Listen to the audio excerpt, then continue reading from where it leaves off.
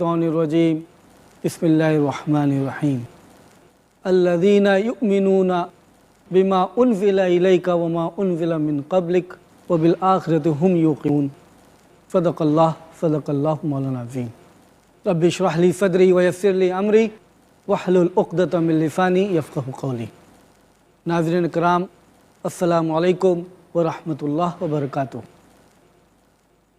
ہماری پچھلی نشست میں ہم بات کر رہے تھے بائبل میں دو بنیادی حصے، اولڈ ٹیسٹمنٹ اور نیو ٹیسٹمنٹ، اور میں نے بتایا تھا کہ پروٹیسٹنٹس بائبل میں ملاچی ان کی اولڈ ٹیسٹمنٹ کی آخری کتاب ہے، اور اولڈ ٹیسٹمنٹ وہ حصہ ہے جو عیسیٰ علیہ السلام سے پہلے اور موسیٰ علیہ السلام کے بعد کے زمانے میں لکھی گئی ہے، اور نیو ٹیسٹمنٹ وہ کتابیں ہیں جو عیسیٰ علیہ السلام کے بعد اس زمانے میں لکھی گئی ہیں۔ دونوں کو اولڈ اور نیو ٹیسٹمنٹ کو ملا کر کے عیسائیوں کی بائبل بنتی ہے۔ اولڈ ٹیسٹمنٹ کی کتابیں، جیسے میں نے بتایا کہ عیسیٰ علیہ السلام سے پہلے یہ مرتب ہوئی ہیں اور وہ لکھی گئی ہیں، لیکن ایک عجیب بات ہے کہ ہم بولنے کے لیے تو یوں بولتے ہیں کہ اولڈ ٹیسٹمنٹ وہ عیسیٰ علیہ السلام سے پہلے کے زمانے میں موسیٰ علیہ السلام کے بعد سے لکھی گئی ہیں، لیکن یہ نسخہ اولڈ ٹیسٹمنٹ کا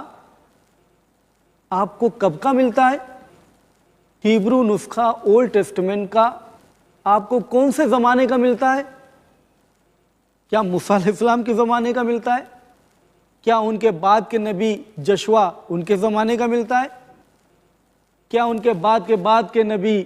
عزائیہ ان کے زمانے کا ملتا ہے؟ کیا ان کے بعد کا نبی ازکیل ان کے زمانے کا ملتا ہے؟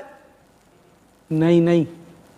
عیسیٰ علیہ السلام سے پہلے اور موسیٰ علیہ السلام کے بعد کے درمیان میں جو بھی زمانہ گزرا، جس زمانے میں یہ کتابیں سب لکھی گئیں، اس زمانے کا کوئی بھی نسخہ نہیں ملتا ہے اولڈ ٹیسٹمنٹ کا۔ تعجب ہوگا آپ کو کہ اولڈ ٹیسٹمنٹ کا سب سے پرانا نسخہ جو یہودیوں کے پاس یا عیسائیوں کے پاس میں ہے وہ ہے 9ویں صدی عیسوی کا، 9th سینچری عیسوی یا 10th سینچری عیسوی۔ مطلب کیا ہوا کہ 1000 یا 1300 سال موسیٰ علیہ السلام اور عیسیٰ علیہ السلام کے بیچ کا وہ، اور 1000 سال اور عیسیٰ علیہ السلام کے بعد میں یا 900 سال بعد میں، یعنی 10 یا 1100 سال پہلے اس زمانے کا اولڈ ٹیسٹمنٹ کا نسخہ ملتا ہے۔ اس کے پہلے کا کوئی اولڈ ٹیسٹمنٹ کا نسخہ نہیں ہے، اور یہ بات وہ خود دریافت کرتے ہیں، کوئی یہ تحقیق اور کھوج بین کرنے کی ضرورت نہیں ہے۔ آپ دیکھیں ریوائز اسٹینڈرڈ ورژن، جو بائبل ریوائز اسٹینڈرڈ ورژن کے نام سے آخر میں ریوائزڈ ہو کر کے پبلش ہوئی ہے، ایک 1952 میں،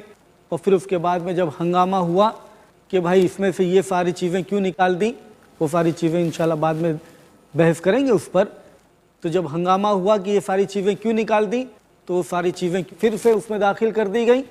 اور پھر 1971 پھر دوبارہ ریوائز اسٹینڈرڈ ورژن دوبارہ اسی شکل میں نازل ہوئی، چینجز کے ساتھ میں۔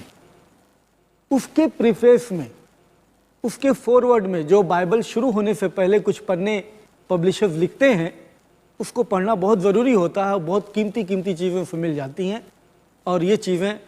آپ کوشش کرا کریں پڑھنے کی تو اس میں بہت ہی پتے کی باتیں ملتی ہیں۔ ریوائز اسٹینڈرڈ ورژن کے اس پریفیس کے اندر ایک پیراگراف یوں ملتا ہے آپ کو کہ جب ہم بائبل کو ٹرانسلیٹ کرتے ہیں مینuscript سے تو ہم کو اتنی تکلیف نہیں ہوتی ہے اولڈ ٹیسٹمنٹ کے مینuscript سے ٹرانسلیشن کرنے کی جتنی ہم کو نیو ٹیسٹمنٹ کے مینuscript سے ٹرانسلیشن کرنے میں تکلیف ہوتی ہے۔ یعنی نیو ٹیسٹمنٹ کے ٹرانسلیشن کرنے کے مقابلے اولڈ ٹیسٹمنٹ کا ٹرانسلیشن کرنے میں ان کو تکلیف دہ ہے۔ کیوں؟ کیونکہ اولڈ ٹیسٹمنٹ کا نسخہ جو ہے وہ بہت ہی ریسنٹ کا ہے، بہت ہی ابھی کے زمانے کا ہے، اس میں زیادہ پیچیدگی کی بات نہیں کیونکہ ابھی ابھی لکھا گیا ہے، بلکہ نیو ٹیسٹمنٹ میں ہم کو پیچیدگی آتی ہے کیونکہ گریک کے اندر جو نیو ٹیسٹمنٹ کے نسخے ہیں وہ بہت سارے ہیں، ایک دو نہیں ہے بلکہ بہت سارے ہیں۔ کتنے سارے ہیں انشاءاللہ وہ بھی بات آگے کریں گے دوسرے موضوع میں۔ اس لیے اتنے سارے نسخے ہونے کی وجہ سے سارے نسخوں کو ملا کر کے اس کے اندر ویریشنز، ہیر پھیر، کہیں یہاں پر کچھ ہے تو اس مینuscript میں کچھ ہے، اس طرح ہونے کی وجہ سے نیو ٹیسٹمنٹ کا ترجمہ کرنے میں بہت تکلیف ہوتی ہے۔ تو بتانا یہ چاہ رہا ہوں کہ اولڈ ٹیسٹمنٹ کا یہ نسخہ ان کے پاس میں 9ویں صدی یا 10ویں صدی عیسوی کا ہے۔ اب پھر وہی سوال اٹھتا ہے کہ اگر یہودی کی کتاب اولڈ ٹیسٹمنٹ، تنک جس کو بولتے ہیں، دوسرا تورا، نبیہم، کتبیم کو ملا کے تنک بنا دیتے ہیں، اگر وہ کتاب ان کی نجات کے لیے ہے تو بتاؤ وہ کتاب جس کو وہ آسمانی کتاب سمجھتے ہیں، اللہ کا کلام سمجھتے ہیں، انسانیت کے نجات کا ذریعہ سمجھتے ہیں، یا خود یہودی حضرات کے نجات کا ذریعہ سمجھتے ہیں، وہ کتاب محفوظ کیوں کرنا رہے اور اس کا نسخہ آپ کو عیسیٰ علیہ السلام کے 1000 سال، تقریباً 1000 سال بعد آپ کو وہ نسخہ ملے؟ کیا یہی صورت ہوتی ہے آسمانی کتاب کی؟ کیا یہی خاصیت ہوتی ہے آسمانی کتاب اور اللہ کے کلام ہونے کی؟ عقل یہ جواب دیتی ہے کہ ہرگز ہرگز ایسا ہو ہی نہیں سکتا۔ وہ اللہ جو ہمارے ہر چیز کا کارساز ہے، جو ہمارے رہنے کا، کھانے کا، پینے کا، اگر اس پر ہم گفتگو کریں تو ایک تفصیل بحث ہو جائے گی کہ کس طریقے سے وہ ہمارا ہر چیز مہیا کرتا ہے۔ ہمارے لیے اگر پانی کی ضرورت ہے تو پانی مہیا کرتا ہے، ہمارے لیے ہوا کی ضرورت ہے ہوا مہیا کرتا ہے، ہر ایک چیز ہمارے لیے وہ مہیا کرتا ہے۔ اگر ہماری نجات کے لیے یہ کتابیں تھیں تو کیوں کر یہ محفوظ نہ رہ پائیں اور وہ ہم کو نسخہ بعد کے زمانوں میں ملتا ہے، عیسیٰ علیہ السلام کے 1000 سال بعد یا 900 سال بعد ملتا ہے؟ یہ تعجب کی بات نہیں تو کیا ہے؟ تعجب کی بات ہے کہ یقیناً ایسی کتاب کے بارے میں یہ ہسٹری ہو، یہ باتیں معلوم ہو، ایسی کتاب کو ہم یہ نہیں کہہ سکتے کہ یہ اللہ کا کلام ہو سکتا ہے۔ اگر یہ یہودیوں کے لیے یہ بات صادر ہوتی ہے تو یہ کتاب اولڈ ٹیسٹمنٹ بائبل کا ایک حصہ ہے، عیسائیوں کی کتاب کا حصہ ہے۔ اگر یہ بات یہودیوں کے لیے صادر ہوتی ہے وہ عیسائیوں کے لیے بھی ویسے ہی صادر ہوتی ہیں، جس طریقے سے نیو ٹیسٹمنٹ 325 سال بعد کا نسخہ ان کے پاس میں ہے، تو اسی طریقے سے کل ملا کر کے اولڈ اور نیو ٹیسٹمنٹ کے لیے وہی بات ہوتی ہے کہ ایسی بات آسمانی کتاب کے لیے کیسے ممکن ہو سکتا ہے جو ساری انسانیت کے لیے نجات کا ذریعہ ہو؟ یہ ممکن نہیں ہے ایسا۔ اب ہم اس بات پر آتے ہیں کہ ہم یہ جاننے کی کوشش کریں کہ یہ اولڈ ٹیسٹمنٹ کی کتابیں کب لکھی گئیں۔ ہم نے بنیادی طور پر تو یہ بتا دیا کہ یہ زمانہ ہے موسیٰ علیہ السلام اور عیسیٰ علیہ السلام کے بیچ کا، لیکن ساری کی ساری کتابیں ایک ہی زمانے میں نہیں لکھی گئیں، بلکہ پہلی 5 کتابیں جس کا ہم نے ذکر کیا تھا پچھلی مرتبہ، پہلی 5 کتابیں اولڈ ٹیسٹمنٹ کی Genesis, Exodus, Leviticus, Numbers, Deuteronomy, Urdu میں ترجمہ کریں تو جینیسس کو پیدائش بولتے ہیں، ایکسوڈس کو خروج بولتے ہیں، ڈیوٹرانومی کو استثناء بولتے ہیں۔ اردو بائبل میں آپ دیکھیں گے تو انشاءاللہ وہ ترجمے مل جائیں گے، لیکن یہ 5 کتابیں ہیں Genesis, Exodus, Leviticus, Numbers, Deuteronomy. یہ 5 کتابیں دوسری اولڈ ٹیسٹمنٹ کی کتابوں کے مقابلے میں زیادہ اہم ہے، کیونکہ یہودی اور عیسائی دونوں حضرات یہ ٹائٹل دیتے ہیں کہ یہ کتابیں موسیٰ علیہ السلام نے مرتب کی ہیں، موسیٰ علیہ السلام نے لکھی ہیں۔ اب ہم اگر ان سے جاننا چاہیں کہ کس طریقے سے یہ کتابیں لکھی گئی ہیں، یہ نسخہ ان کے پاس میں تو 900 سال بعد کا ہے، لیکن ابھی یہ کہتے ہیں کہ یہ کتابیں موسیٰ علیہ السلام کے زمانے میں لکھی گئی ہیں، تو سوال یہ اٹھتا ہے کہ کس طریقے سے یہ کتابیں لکھی گئی ہیں۔ تحقیق کرنے والے یہ بتاتے ہیں کہ اولڈ ٹیسٹمنٹ کی کتاب ہو یا نیو ٹیسٹمنٹ کی کتاب ہو، شروع میں یہ کتابیں لکھت طور کے اوپر نہیں اپنائی گئیں، بلکہ یہ کتابیں زبانی یاد کی جاتی تھیں یا زبانی وہ باتیں بیان کی جاتی تھیں، اور ایک نسل سے دوسرے نسل، ایک فیملی سے دوسرے فیملی، ایک چرچ کے لوگوں سے دوسرے چرچ میں، ایک جنریشن سے دوسرے جنریشن میں یہ منتقل ہوا کرتا تھا۔ یعنی پورا کا پورا جو مذہبی باتیں تھیں ان کی وہ میمورائز کیا کرتے تھے اور اس کو یاد کرتے تھے، اور یاد کر کر کے اس کو دوسروں تک پہنچاتے تھے۔ یہ طریقہ ان کا شروع میں رہا، لیکن یہ بات یہاں بتانے کی ضرورت ہے کہ یہ میمورائز کرنے کا جو طریقہ ان لوگوں نے اپنایا، کوئی لیڈرشپ نہیں تھی، کوئی منظم طریقہ نہیں تھا، کوئی آرگنائزڈ وے نہیں تھا، اس لیے جس کو جو کچھ بھی میمورائز کرنا تھا، یاد کرنا تھا، حفظ کرنا تھا، وہ اپنے حساب سے حفظ کیا کرتا تھا، اور جس کو وہ مذہبی سمجھتا تھا، جس کو معتبر سمجھتا تھا، اپنے حساب سے اسی کو وہ میمورائز کرتا تھا اور اسی کو وہ دوسروں تک پہنچاتا تھا۔ کوئی آرگنائزڈ وے نہیں تھا، منظم طریقہ نہیں تھا، اس لیے جو کچھ بھی جس کو پہنچانا ہوتا تھا وہ پہنچاتا تھا۔ اور اس میں ظاہر بات ہے موسیٰ علیہ السلام کے بارے میں اگر کوئی کچھ بولنا چاہ رہا ہے اور وہ یاد کرتا ہے تو ٹھیک، الحمدللہ یہ بات قابل قیاس ہے کہ مذہبی باتیں ہوگی، لیکن یہ ضروری نہیں کہ سارے کے سارے لوگ، سبھی کے سب اچھے پکے اور صحیح العقیدہ اور صحیح راستے والے اور سچ مچ میں دیندار ہوتے ہوئے اس چیز کو وہ یاد کر رہے ہیں اور بیان کر رہے ہیں سارے کے سارے لوگ۔ یہ ممکن نہیں، کیونکہ کوئی آرگنائزڈ وے نہیں ہے، کوئی منظم طریقہ نہیں ہے جس طریقے سے ہم کو قرآن کے متعلق ملتا ہے۔ انشاءاللہ قرآن کے متعلق ہم تفصیل سے بات کریں گے آگے، لیکن یہاں پر یہ بات بتانے کی ضرورت ہوگی، جب قرآن اللہ رب العزت کی طرف سے نازل ہوا تو یہ قرآن حضرت محمد صلی اللہ علیہ وسلم پر نازل ہوتا تھا، اور محمد صلی اللہ علیہ وسلم اس کو ہو بہو ویسے ہی بولتے تھے، اور صحابہ کرام جو ان کے کمپینینز تھے، جو ان کے ساتھی تھے، وہ سنتے تھے اور اس کو یاد کرتے تھے اور لکھتے تھے۔ تو ایک آرگنائزڈ وے تھا، ایک طریقہ تھا کہ یہ نازل ہو رہا ہے اور یہ آپ یاد کریں اور یہ آپ لکھیں۔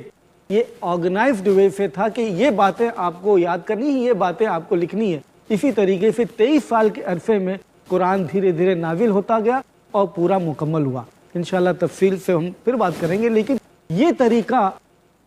بائبل کے کتابوں کے بارے میں یا اولڈ ٹیسٹمنٹ کی کتابوں میں ایسا ہم کو کہیں نہیں ملتا، بلکہ یہ بھی صاف طریقے سے عیسائی حضرات نہیں بولتے ہیں کہ اس طریقے سے اولڈ ٹیسٹمنٹ کی کتابیں لکھی گئی ہیں، بلکہ اسکالرز یہ بتاتے ہیں کہ یہ ممکن ہے کہ ساری باتیں اورلی جو ہے ایک دوسرے سے تبدیل ہوتے گئی ہیں۔ اورلی ہم جانتے ہیں زبانی، پرانے زمانے میں یہی ایک اچھا ذریعہ ہوا کرتا تھا اپنی بات کو دوسرے تک پہنچانے کا، کیونکہ لکھنے پڑھنے کا زمانہ یہ بہت بعد کا زمانہ ہے۔ بلکہ ہم یہ نہیں کہیں گے کہ موسیٰ علیہ السلام کے زمانے میں لکھنا پڑھنا نہیں تھا، بلکہ یوں کہہ سکتے ہیں کہ لکھنا پڑھنا جس طریقے سے آج عام ہے اس طریقے سے عام اس زمانے میں نہیں تھا، بلکہ محمد صلی اللہ علیہ وسلم 1400 سال پہلے یا 1500 سال پہلے لکھنا پڑھنا اتنا نہیں تھا جتنا آج ہے۔ تو موسیٰ علیہ السلام کے زمانے میں لکھنا پڑھنا اتنا ہی اسکلفل اور اتنا ہی ماہرین کا کام ہوا کرتا تھا۔ ہو سکتا ہے، ممکن ہے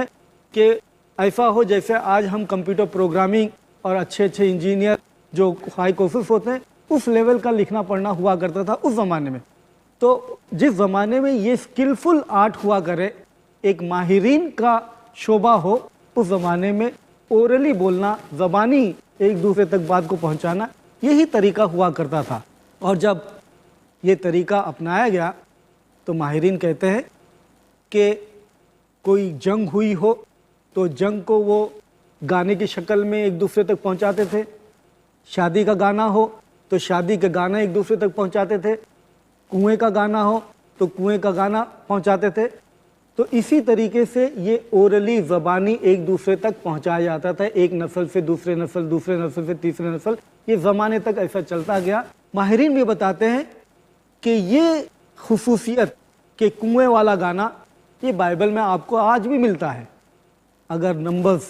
چیپٹر 21 ورس نمبر 17 میں پڑھیں تو کنویں والا گانا وہاں پر ذکر ہے کہ یہ کنویں والا گانا ہے۔ شادی والا گانا بھی اس کا بھی ذکر ملتا ہے۔ وار والا، جنگ والا گانا، سانگ آف ڈیبورا، وہ بھی ہم کو ملتا ہے۔ بلکہ اگر بائبل اٹھا کے دیکھیں ججز چیپٹر 5 ورس نمبر 1 to 32، آپ کو دوسرے بائبل کے حصوں کے مقابلے آگے پیچھے آپ بائبل میں دیکھیں گے تو آپ کو معلوم پڑے گا کہ یہ چیپٹر 5 ورس نمبر 1 to 32 پورا سانگ کی شکل میں، گانے کی شکل میں مرتب ہوا ہے۔ مثال کے طور پر کوئی بھی بائبل ہم اٹھائیں، اگر یہ چیپٹر آپ کو دکھائیں کہ کس طریقے سے یہ چیپٹر ہے، تو ججز چیپٹر 5 نمبر کے باب اور 1 سے 32 نمبر کی آیتیں تک یہ جو ہے ایک گانا ہے، جنگ کا گانا، جو میں بتا رہا تھا کہ کوئی بھی بائبل اٹھائیے آپ کو وہ سمجھ میں آ جائے گا کہ یہ گانے کی شکل میں لکھا گیا۔ جیسے یہ چیپٹر نمبر 5 ہے، چیپٹر نمبر 5 یہاں سے شروع ہوتا ہے۔ اس کے پہلے دیکھو کس طریقے سے یہ لکھا گیا ہے اور 5 نمبر کے چیپٹر سے کس طریقے سے اس کی لکھاوٹ ہے۔ اگر یہ لکھاوٹ دیکھیں گے تو آپ کو خود بخود معلوم ہو جائے گا کہ یہ گانے کی شکل میں، اور یہ لکھاوٹ ہی دیکھ کر کے آپ کو پتہ لگانے کی ضرورت نہیں ہے، بلکہ اس کو جب پڑھیں گے تو وہ بھی آپ کو معلوم ہوگا کہ یہ گانے کی شکل میں، بلکہ یوں شروع ہوتا ہے، and on that day Deborah along with Barak, Deborah کے ساتھ میں اس دن Barak the son of Abinoam کا بیٹا broke out in song saying، یہ گانا گانے لگا اور یہ کہا، اور پھر وہ گانا شروع ہو جاتا ہے 2 نمبر کی وقت سے۔ تو اس طریقے سے گانے کی شکل میں باتیں ایک دوسرے سے پہنچایا جاتا تھا، اور اسی طریقے سے اولڈ ٹیسٹمنٹ کی کتابیں وہ گانے کی شکل میں زبانی پہنچایا گیا۔ لیکن اگر یہ منظم طریقہ نہیں ہے، اگر یہ آرگنائزڈ وے نہیں ہے، تو ہر کوئی اگر وہ یاد کر رہا ہے اور اپنی بات کو پہنچا رہا ہے تو وہ مختلف باتیں ہوا کریں گی، اور وہ باتیں دھیرے دھیرے تبدیل ہوتے ہوتے کیا سے کیا بن جائے۔ بلکہ کالج یہ بتاتے ہیں کہ جو تاریخ کی بات ہوا کرتی تھی وہ تاریخ دھیرے دھیرے بدل کر کے کہانی قصے میں تبدیل ہو جاتی تھی، بلکہ کہانی قصے سے بھی بڑھ کر کے جو باتیں پہلے حقیقت ہوا کرتی تھی وہ تبدیل ہوتے ہوتے یہاں تک پہنچ جاتی تھی کہ وہ خیالی باتیں ہو جاتی تھی، امیجنیٹو باتیں ہو جاتی تھی، فیبلز ہوا کرتے تھے۔ اور اس کی مثال آپ بائبل میں بھی ایسی پائیں گے کہ اس کی مثال ملتی ہے اسی چیپٹر کے اندر یا اسی بک کے اندر، ججز chapter number 9 verse number 7 to 21 کے اندر۔ میں اردو بائبل بھی لایا ہوں۔ اردو بائبل میں اگر ہم یہ چیپٹر دیکھیں گے تو میں اس کو پڑھ کے سناتا ہوں کہ آپ کس طریقے سے اس کو سمجھیں گے کہ یہ زبانی بولتے بولتے کیا سے کیا بدل گیا۔ میں چیپٹر نمبر 9 ججز، قضا اس کو بولتے ہیں، ورسز 7 to 21 پڑھتا ہوں، جس کے اندر دیکھو یوں لکھا ہے، جب یوتھم مطلب جوتھم، دوسری بائبل میں آپ اس کو پڑھیں گے جوتھم، جب یوتھم کو اس کی خبر ہوئی تو وہ جا کر کوہ گرزیم کے چوٹی پر کھڑا ہوگا، مطلب جا کر کے وہ ایک پہاڑی پر، کوہ گرزیم کی پہاڑی پر کھڑا ہوا، اور شارٹ میں بتانے کی کوشش کرتا ہوں کہ وہاں پر کھڑا ہو کر کے وہ یہ کہتا ہے کہ اے لوگو میری بات کو سنو، اگر میری بات کو نہیں سنو گے تو خدا تمہاری بات کو نہیں سنے گا۔ اور پھر وہ اپنی بات کو کیا سنانا چاہتا ہے وہ دیکھیے، پکار کر سنے، اس نے کہا اے سکم کے لوگوں میری سنو تاکہ خدا تمہاری سنے، ایک زمانے میں درخت چلے، ایک زمانے میں درخت چلے تاکہ کسی کو بادشاہ بنائے مسح کر کے، سو انہوں نے زیتون کے درخت سے کہا کہ تو ہم سلطنت کر، زیتون کے درخت سے کہا کہ تو ہم پر سلطنت کر، ہمارے پر بادشاہت کر۔ تب زیتون کے درخت نے ان سے کہا میں اپنی چکناہٹ کو جس کے باعث میرے وسیلے سے لوگ خدا اور انسان کی تعظیم کرتے ہیں چھوڑ کر درختوں پر حکمرانی کرنے جاؤں۔ تب درختوں نے انجیر کے درخت سے کہا کہ تو ہمارے اوپر سلطنت کر، یعنی ایک درخت، سارے پیڑ مل کر کے دوسرے درخت کے پاس جاتے ہیں اور کہتے ہیں کہ تو ہمارے اوپر حکومت کر، وہ انکار کرتا ہے تو دوسرے پیڑ کے پاس جاتے ہیں، دوسرے درخت کے پاس جاتے ہیں اور کہتا ہے تو ہمارے اوپر حکومت کر۔ پیڑ آپس میں ایک دوسرے سے بات کرتے ہیں، یہ خیالی نہیں، امیجنیٹو نہیں، فیبل نہیں تو کیا ہے؟ تو اس طریقے سے بائبل مختصر میں یہ کہوں کہ اسکالرز یہ بتاتے ہیں کہ یہ دھیرے دھیرے زبانی طور پر ایک دوسرے سے تبدیل ہوتا گیا اور ایک دوسرے سے منتقل ہوتا گیا۔ کتنا سچ کتنا جھوٹ اس کا کوئی معیار نہیں، اس کا کوئی آرگنائزڈ وے سے ہم پتہ نہیں لگا سکتے، لیکن انشاءاللہ اپنی بات کو ہم جاری رکھیں گے۔ دوسری نشست میں میں اپنی بات کو ان آیتوں سے ختم کرتا ہوں جس کی تلاوت میں نے شروع میں کی، الذین یؤمنون بما انزل الیک وما انزل من قبلک وبالآخرۃ ھم یوقنون، کہ ہم وہ مومن ہیں جو ایمان لاتے ہیں پہلی کی کتابوں پر بھی اور بعد کی کتابوں پر بھی اور آخرت میں یقین کرتے ہیں۔ وآخر دعوانا ان الحمد للہ رب العالمین۔